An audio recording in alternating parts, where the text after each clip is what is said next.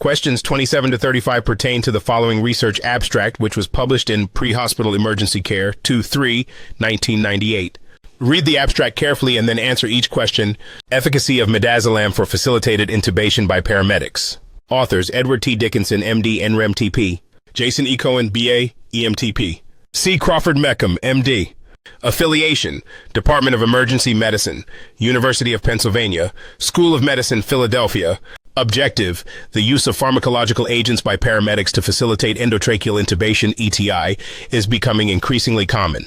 This study was done to determine the efficacy of intravenous midazolam, a short-acting benzodiazepine, as a drug to facilitate ETI in patients resistant to conventional ETI methods. The study was conducted in a suburban municipal EMS system over 22 months. All paramedics were trained in the use of midazolam for facilitated intubation prior to allowing the use of midazolam in the system.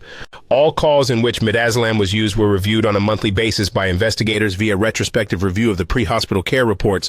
Results: during the study period, 13,212 emergency responses occurred, resulting in 154 ETIs by paramedics. Midazolam was used to facilitate 13% of these ETIs. Clenched teeth and failed intubation attempt were the most commonly cited indications for facilitated intubation.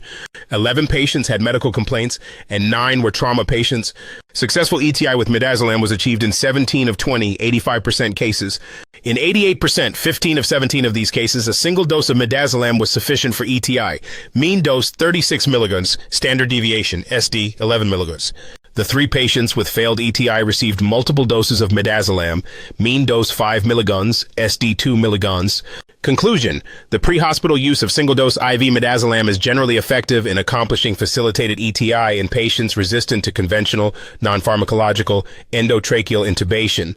I'll do my best to answer your questions based on the abstract. 27. What was the purpose of this study, i.e., what problem or question are the authors trying to solve?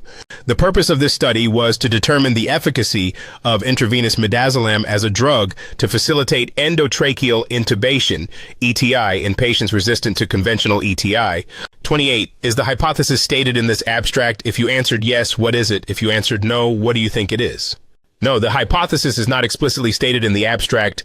However, based on the study's objective, a possible hypothesis could be intravenous midazolam is effective in facilitating ETI in patients resistant to conventional ETI. 29. What is the study population? The study population appears to be patients who required ETI and were resistant to conventional ETI treated by paramedics in a suburban municipal EMS system. 30. What are the sample and sample size for this research? The sample consists of 20 patients who received midazolam to facilitate ETI out of a total of 154 ETIs performed by paramedics during the study period. 31. Was a random sampling procedure used? Yes, no. Explain your answer. No, a random sampling procedure was not used. The study appears to be a retrospective review of all cases where midazolam was used to facilitate ETI during the study period. 32. Did this study use a qualitative or quantitative approach?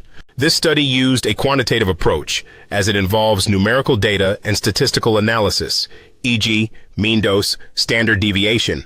33. The study indicates a standard deviation for the mean dose of 11 milligrams. What does that mean? The standard deviation, SD, of 11 milligrams indicates the amount of variation or dispersion in the doses of midazolam administered to patients. A lower SD indicates that the doses were relatively consistent, while a higher SD would indicate more variability.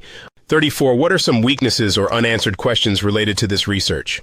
Some potential weaknesses or unanswered questions include, and the study's small sample size, and 20, may limit its generalizability. The study's retrospective design may introduce biases or limitations in data collection. The study does not provide information on patient outcomes or complications associated with midazolam use. 35. Are the findings of this study important to the EMS community? Yes, the findings of this study are important to the EMS community because they suggest that intravenous midazolam can be an effective agent for facilitating ETI in patients resistant to conventional ETI with a relatively high success rate, 85%. This information can inform EMS protocols and practice, potentially improving patient care and outcomes.